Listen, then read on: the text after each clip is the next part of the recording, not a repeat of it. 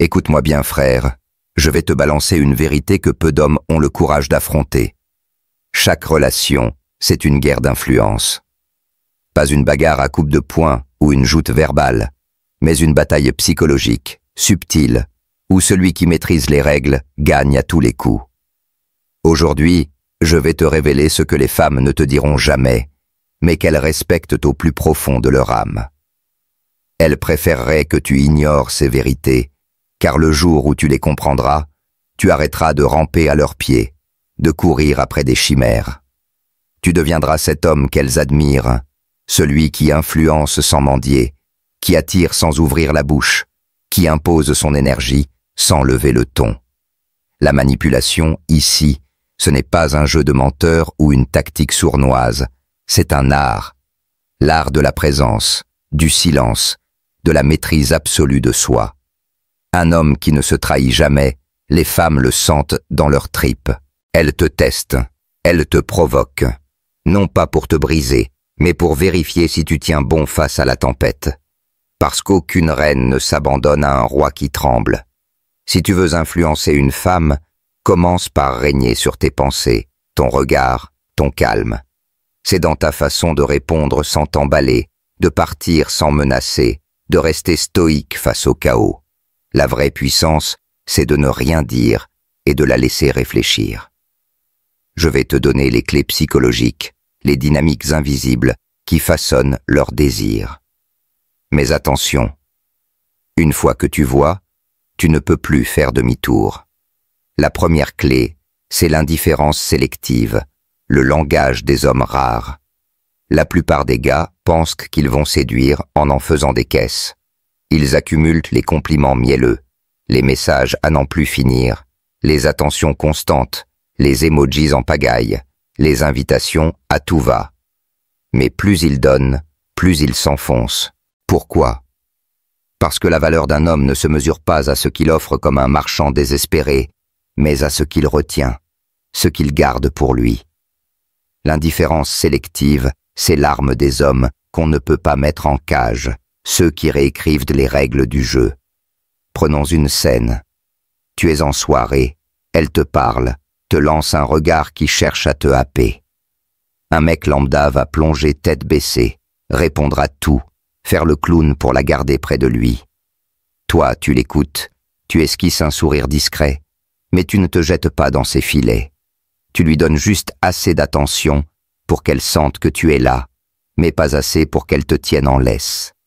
Tu la regardes comme si 10 autres comme elle attendaient en dehors, pas avec arrogance, mais avec une assurance tranquille, une certitude d'acier. Ce regard, cette retenue, ça allume une étincelle en elle. Pas de la peur, mais une tension, un frisson primal. Son cerveau s'affole. Celui-là, je ne le contrôle pas. Il m'échappe. Pourquoi? Et là, la magie commence. Tu ne l'ignores pas, tu es présent, mais tu ne nourris pas son ego. Tu laisses des silences planer, tu ne réponds pas à son message dans la seconde, tu observes sans chercher à plaire. Prenons un autre exemple. Elle t'envoie un texto provoquant, un petit jeu pour tester ta réactivité. Au lieu de bondir comme un chiot, tu attends. Tu vas t'entraîner, tu bosses sur ton projet, tu lis un chapitre. Quand tu réponds, c'est court, posé, sans fioriture. Pas mal, on en reparle plus tard. Ce retrait contrôlé, c'est du pouvoir pur. Elle commence à cogiter. Pourquoi il ne me court pas après? Qu'est-ce qu'il a que je n'ai pas encore capté? Ce doute, c'est la graine de l'attirance. Pourquoi ça marche? Parce que l'humain désire ce qui lui résiste, ce qui est rare, ce qui fuit. Une femme ne fantasme pas sur le mec qui est toujours là, à ses pieds, mais sur celui qu'elle n'a pas encore dompté. Mais attention, cette indifférence, ce n'est pas une façade. Tu dois être capable de partir pour de vrai, pas juste faire semblant. Marc Aurèle disait « Sois comme le rocher contre lequel les vagues se brisent. » Yes, amo, yes. Ton indépendance, ta liberté stoïcienne, c'est ce qui te rend magnétique. Comment la cultiver? Discipline ton esprit. Quand l'envie te prend de répondre vite, de la valider, Respire profondément, compte jusqu'à 3 et demande-toi, est-ce que ça sert ma mission?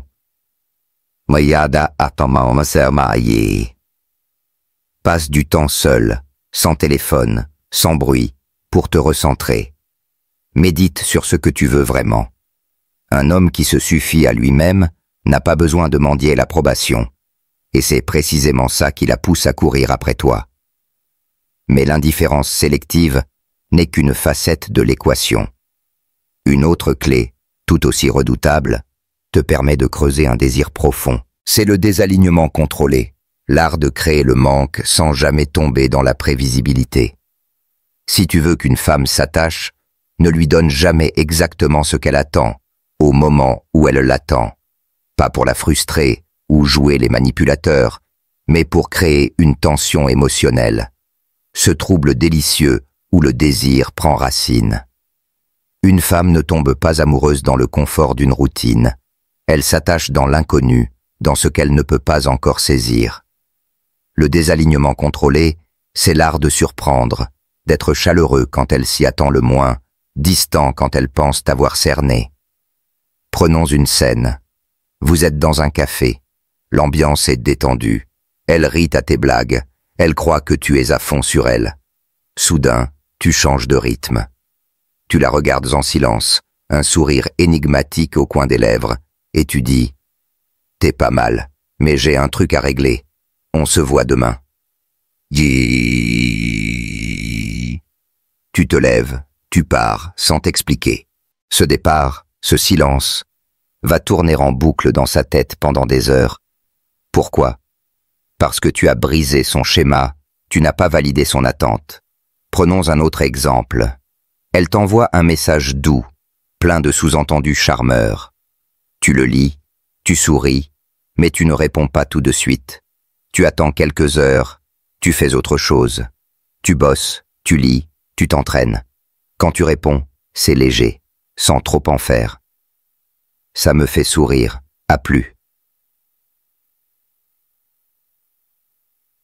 Cette retenue, ce flou, la pousse à vouloir plus, à chercher à comprendre. Le désalignement, c'est montrer que tu es un monde à part, pas un pion dans son jeu. Un jour, tu es tactile, tu la fais rire, tu la regardes avec intensité. Le lendemain, tu es absorbé par ton travail, ta passion, et tu ne lui donnes qu'un minimum d'attention. Pas pour la punir, mais parce que ta vie ne tourne pas autour d'elle. Sénèque disait « Ce n'est pas que nous avons peu de temps, mais que nous en perdons beaucoup. » Un homme qui ne gaspille pas son temps devient imprévisible, et l'imprévisibilité, c'est le carburant du désir. Comment le pratiquer? Ne sois jamais trop lisible. Si elle s'attend à ce que tu sois toujours dispo, dis calmement. Pas ce soir, j'ai un truc à faire. Si elle pense que tu vas la couvrir de compliments, change de sujet, parle de ce qui te fait vibrer. Si elle croit t'avoir cerné, évoque ta mission, ce qui te pousse à te lever le matin, et laisse-la dans ce flou délicieux. Ce désalignement, c'est dire « Je suis avec toi, mais je suis d'abord avec moi-même. » Et ce paradoxe, frère, c'est ce qui la rend accro. Mais créer ce manque ne suffit pas si tu ne maîtrises pas une autre arme, plus subtile encore. C'est la projection émotionnelle, l'art de la faire rêver sans jamais rien promettre. Un homme puissant n'implore jamais l'amour, il le laisse venir à lui. Il ne fait pas de grandes déclarations, il ne jure pas fidélité éternelle, il suggère, il plante des graines dans son esprit et la laisse imaginer le reste. Une femme ne s'attache pas à toi pour ce que tu es, mais pour ce qu'elle ressent en ta présence, pour l'image d'elle-même que tu lui renvoies. Prenons une scène. Vous marchez dans une rue illuminée, le soir tombe, l'ambiance est magique. Au lieu de dire « Je veux construire une vie avec toi », tu lances, l'air songeur. Imagine, si on se perdait dans une ville comme Séville, on ne rentrerait jamais. Tu poses cette phrase, tu la regardes une seconde, puis tu parles d'autre chose. Tu ne creuses pas, tu ne valides pas, Tu la laisses avec cette image. Son cerveau fait le travail. Elle visualise les ruelles, les rires. Toi à ses côtés. Elle construit un film émotionnel. Et ce film, elle l'associe à toi. C'est ça, la projection émotionnelle. Tu ne mens pas, tu ne promets rien, tu crées des instants qui la font vibrer. Prenons un autre exemple. Elle te parle de ses rêves, de ce qu'elle veut accomplir. Tu l'écoutes avec une intensité qui la désarme, et tu dis « J'aime ta flamme, tu me fais penser à quelqu'un qui pourrait tout renverser sur son passage. » Tu ne dis pas « Je t'aime ». Tu lui renvoies une version d'elle-même qu'elle adore, et elle t'associe à cette sensation. Pourquoi ça marche? Parce que le plus fort des attachements, c'est celui qu'elle pense avoir choisi. Un regard silencieux, un toucher fugace, un peut-être glissé dans une phrase, c'est plus puissant qu'une déclaration enflammée.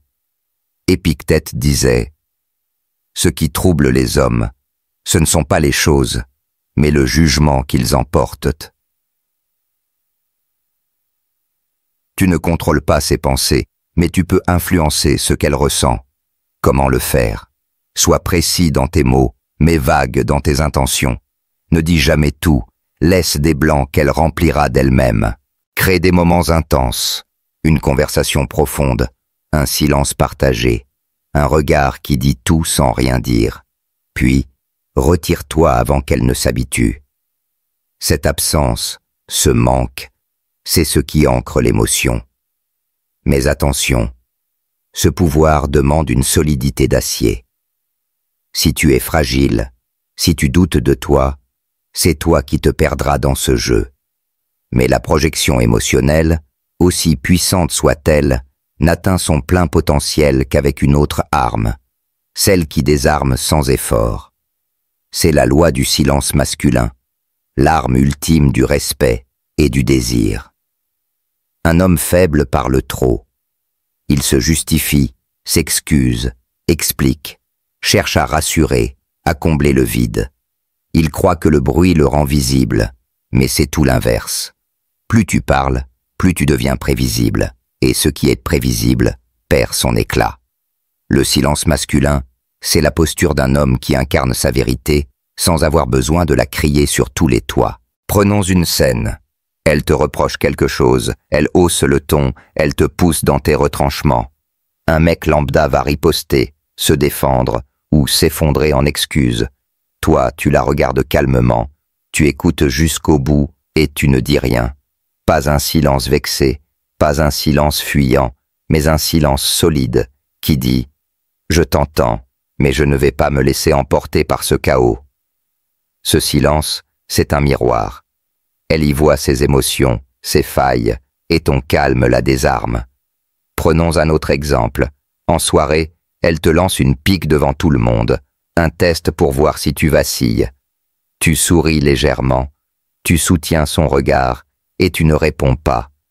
Ce silence, c'est une frontière invisible, une preuve que tu ne cherches pas à plaire, que ton monde intérieur est plus fort que ses provocations. Pourquoi ça marche? Parce que le silence impose le respect. Il montre que tu ne réagis pas à l'émotion, que tu observes, que tu choisis ta réponse. Marc Aurèle disait « Si tu es affligé par quelque chose, ce n'est pas la chose elle-même, mais ta perception d'elle. » Ton silence, c'est ta maîtrise absolue. Comment le cultiver? Arrête de remplir les vides. Quand elle te teste, compte jusqu'à 5 dans ta tête avant de parler. Pratique l'écoute active. Regarde-la dans les yeux. Reformule ses mots, mais ne te précipite pas pour répondre. Médite 10 minutes chaque jour pour renforcer ton ancrage. Lis les stoïciens. Leurs mots te rappellent que tu n'as pas besoin de convaincre le monde. Ta présence suffit. Un homme qui maîtrise le silence devient un mystère vivant, et une femme ne peut s'empêcher de vouloir le déchiffrer. Mais le silence, aussi puissant soit-il, ne déploie toute sa force que si tu possèdes une autre qualité, celle qui te rend incandescent. C'est l'énergie retenue, l'art de transmuter l'instinct en aura magnétique. Les hommes faibles gaspillent leur énergie dans des pulsions, des écrans, des plaisirs faciles, des vices qui les vident. Ils vivent en pilote automatique, le regard terne, le dos voûté, l'âme molle. Les hommes puissants, eux, canalisent cette énergie, la sublimant, la redirigent vers leur mission. Prenons une scène. Tu es attiré par elle, le désir est là, brûlant, presque douloureux. Un mec lambda va se laisser emporter, chercher à la séduire à tout prix ou se perdre dans des pensées obsédantes qui le rongent. Toi, tu ressens ce feu, mais tu le contiens. Tu le transformes en action. Tu vas à la salle, tu écris une page, tu avances sur ton projet. Cette discipline, cette tension maîtrisée, te rend vibrant, presque surnaturel. Elle le sent, même si elle ne peut pas l'expliquer. Pourquoi? Parce qu'un homme qui domine ses instincts est une rareté, une force de la nature. L'énergie sexuelle, c'est l'essence de la création, celle qui te pousse à bâtir, à conquérir, à laisser une trace. Si tu la gaspilles, tu redeviens un animal, esclave de tes pulsions. Si tu la transmutes, tu deviens un roi, maître de ton royaume intérieur. Prenons un autre exemple. Tu es seul chez toi, une tentation surgit. Scroller sans fin, fuir dans un vice, céder à une pulsion facile. Tu dis non, tu te lèves, tu fais 20 pompes, tu lis un chapitre, tu travailles sur ton rêve. Cette victoire silencieuse te charge d'une aura. Quand elle te croise, elle ne sait pas ce que tu as traversé, mais elle sent une présence vibrante, une intensité qui la trouble. Sénèque disait « Ce n'est pas parce que les choses sont difficiles que nous n'osons pas, c'est parce que nous n'osons pas qu'elles sont difficiles. » Retenir ton énergie, c'est un choix de grandeur. Comment le faire? Bouge ton corps, fais du sport, que ce soit de la musculation, de la boxe ou une simple course. Médite pour calmer ton esprit et canaliser tes pensées. Respire profondément quand une pulsion monte et redirige cette énergie vers un acte créatif. Écrire, créer, construire. Vise avec discipline, même quand personne ne te voit. Un homme chargé de cette flamme intérieure n'a pas besoin de parler. Sa présence suffit à aimanter tout ce qui l'entoure. Mais toutes ces clés, l'indifférence, le désalignement, la projection, le silence, l'énergie, convergent vers une vérité ultime, celle qui fait de cet homme un être inoubliable. C'est la mission, le seul amour qu'un homme doit poursuivre. Un homme sans mission est un homme vide, même s'il a les mots les plus doux, le physique le plus sculpté, ou le compte en banque le plus rempli. Une femme sent quand tu es ancré, quand tu sais pourquoi tu es sur cette terre. Ta mission, c'est ton feu sacré, ce qui te pousse à te lever à l'aube, à refuser le confort, à traverser l'enfer s'il le faut. Ce n'est pas juste un boulot ou une passion passagère, c'est ce pourquoi tu es fait, une cause, une œuvre, un héritage qui te dépasse. Prenons une scène. Il travaille sur son projet, que ce soit un livre qui inspire, une entreprise qui change des vies, une cause sociale qui redonne espoir. Tu l'écoutes en parler, ses yeux s'illuminent, sa voix tremble d'une conviction qui te donne des frissons. Elle, en face, sent qu'il est connecté à quelque chose de plus grand qu'elle, et elle veut en faire partie. Pourquoi? Parce qu'un homme avec une mission est un phare dans la tempête. Il ne court pas après l'amour, il crée, il construit, il attire sans effort. Prenons un autre exemple. Elle insiste pour te voir, mais tu dis « Pas ce soir, je dois avancer sur un truc qui compte, on se verra demain. » Cette priorité, cette fidélité à ton but, c'est ce qui te rend irrésistible. Quand un homme met une femme avant sa mission, il devient dépendant. Il mendie, il s'efface, il perd son éclat. Mais quand il met sa mission au centre, il devient magnétique, inébranlable. Même si elle part, il reste debout. parce que son royaume ne dépend pas d'elle. Marc Aurèle disait « Fais ce qui est juste, même si le monde s'écroule ». Un homme avec une mission ne s'écroule pas, il avance, quoi qu'il arrive. Comment trouver ta mission? Écoute ce qui t'obsède, cette injustice qui te révolte, ce rêve qui te réveille la nuit, cette idée que tu ne peux pas lâcher. Transforme ta douleur en force. Si tu as connu l'abandon, aide ceux qui se sentent seuls. Si tu as échoué, bâtis quelque chose qui prouve que tu es plus grand que tes chutes. Commence petit, mais commence. Une mission se révèle en marchant, pas en rêvant. Protège-la comme un roi protège son trône. Ne laisse ni les femmes, ni les réseaux, ni les doutes t'en détourner. Écris chaque matin ce qui te pousse à avancer et relis-le quand tu faiblis. Un homme avec une mission, c'est un homme qui vit pour quelque chose de plus grand que lui, et une femme ne peut s'empêcher de vouloir marcher à ses côtés. Ses principes, l'indifférence sélective, le désalignement contrôlé, la projection émotionnelle, le silence masculin, l'énergie retenue, la mission avant tout, sont les armes d'un homme qui règne sur lui-même. Il n'a pas besoin de supplier, il attire. Il n'a pas besoin de crier, sa présence parle pour lui. Les femmes tombent pour lui, non pas pour ce qu'il donne, mais pour ce qu'il incarne.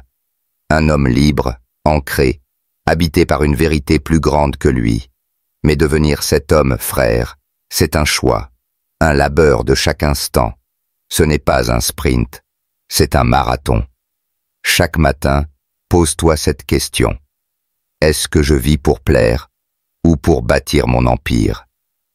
Chaque décision, chaque silence, chaque action doit refléter cette quête. Si cette vidéo t'a secoué, si tu sens l'appel à devenir cet homme que tu respectes dans le miroir, abonne-toi à l'Empire du Stoïcisme et active la cloche pour ne rien manquer.